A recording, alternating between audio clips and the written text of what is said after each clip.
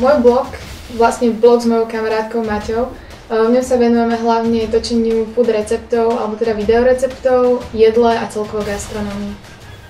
Obidve s Maťou sme vždycky milovali jedlo. Ja som mala konkrétne problémy so žalúdkom a Maťa bola celkovo nadšená pre gastronómiu. Spoznali sme sa na strednej škole a vtedy ako keby sa to všetko spojilo, začali sme rozmýšľať, čo by sme mohli vytvoriť, chodili sme po rôznych reštauráciách, ochutnávali sme a tak slovo dalo slovo a zrazu sme písali blog. Do 3 slov by som nás zhrnula asi akčné, kreatívne a možno workoholičky. Áno, poznám Babylodži. Nemám obľúbený, ale práve som ochutnala tento jahodový a naozaj je vynikajúci. Chcela by som sa im hlavne poďakovať za podporu blogerovi roka a veľmi sa nám páči odozvy, ktoré nám píšu na stránku a je to naozaj skvelé, keď vždy vidíme ten feedback.